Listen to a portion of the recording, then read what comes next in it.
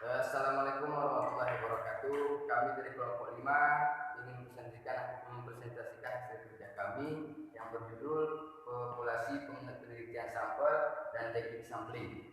Di antara populasi penelitian sampel dan teknik sampling ini terdapat beberapa kriteria, di antaranya adalah pengertian populasi, kemudian pengertian sampel, kemudian teknik sampling menentukan ukuran sampel, dan kemudian langkah-langkah teknik sampling, kemudian syarat-syarat teknik sampling. Kemudian ada pengertian populasi yang akan dijelaskan oleh saya sendiri, yaitu populasi ini adalah merupakan wilayah generalisi yang terdiri daripada dua kalimat ataupun dua kata. Yang pertama ada objek dan kemudian ada subjek, yakni yang memiliki kualitas atau karakteristik tertentu yang ditetapkan oleh peneliti untuk dipelajari dan kemudian ditarik kesimpulannya. Dari beberapa ahli tokoh menunjukkan bahwasanya seluruh data yang menjadi perhatian kita dalam suatu ruang lingkup itu akan menjadi perhatian kita dalam suatu ruang lingkup, yaitu memiliki ketentuan populasi yang berhubungan dengan manusia ataupun yang berhubungan dengan data. Maka banyaknya atau ukuran populasi akan sama banyaknya dengan ukuran manusia. Kemudian ada jenis-jenis populasi. Jenis-jenis populasi ini terdiri dari beberapa jenis, di antaranya adalah yang berdasarkan jumlah, kemudian ada yang berdasarkan sifat. Dari berdasarkan jumlah terbagi lagi menjadi dua jenis, yang di antaranya adalah populasi terbatas dan kemudian populasi tidak terbatas.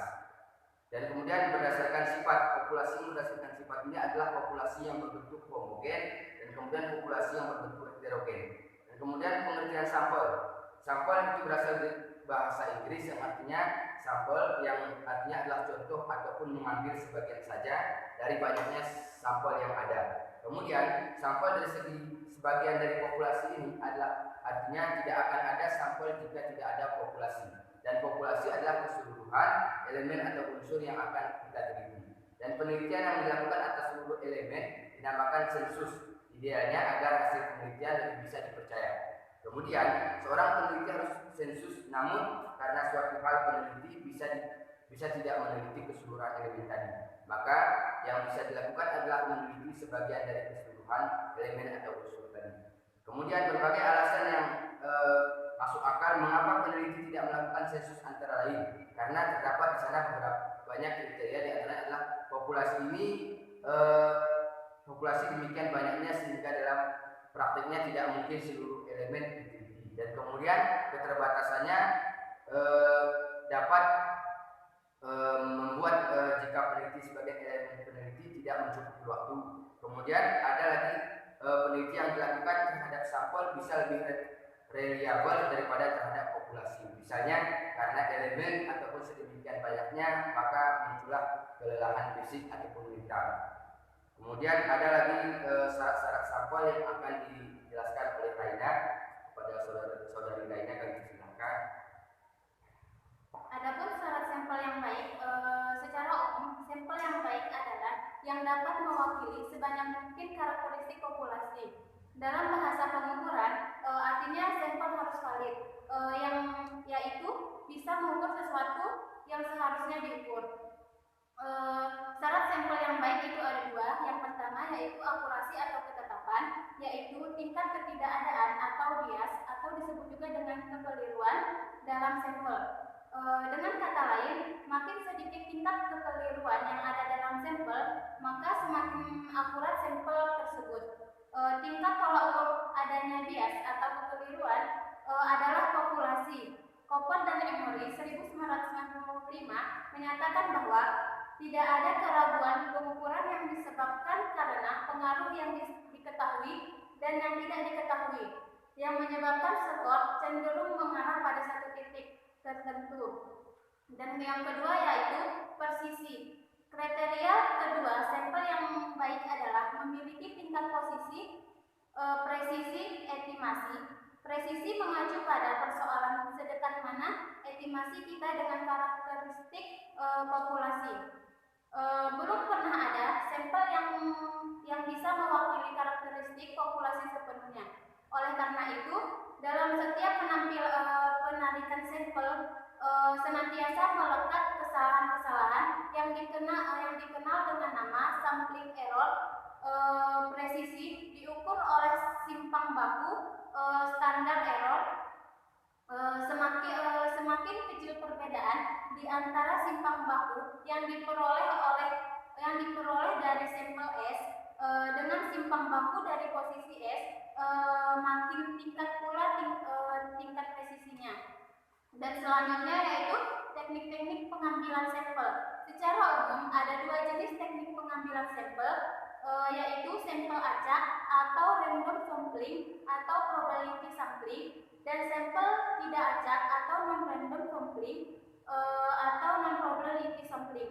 Yang dimaksud dengan random sampling adalah cara pengambilan sampel yang memberikan kesempatan yang sama untuk diambil kepada setiap elemen populasi. Selanjutnya, dua jenis teknik pengambilan sampel di atas mempunyai tujuan yang berbeda. Jika peneliti ingin hasil penelitinya bisa dijadikan ukuran yang mengestimasikan populasi atau istilahnya adalah melakukan generalisasi, maka seharusnya sampel representatif dan diambil secara acak.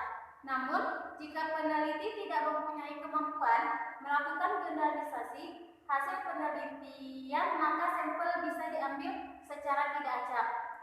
Sampel tidak acak biasanya juga diambil peneliti tidak mempunyai data pasti tentang ukuran populasi dan informasi lengkap tentang setiap elemen populasi.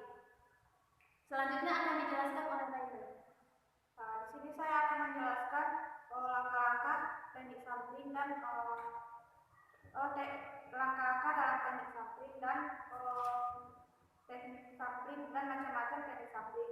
Di sini langkah-langkah dalam teknik sampling itu ada 4 macam, yaitu yang pertama sekalinya menentukan populasi, yang kedua mencari data yang akurat unit populasi, yang ketiga memilih sampel yang representatif, dan yang terakhir menentukan jumlah sampel yang memadai.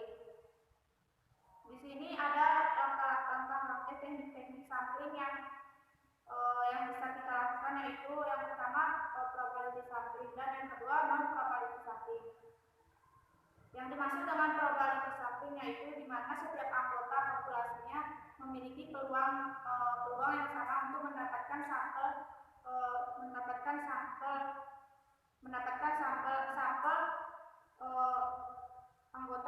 anggota tunggal populasi memiliki peluang tidak nol. Sedangkan non probability sampling merupakan teknik bahwa setiap anggota populasi tersebut memiliki peluang nol.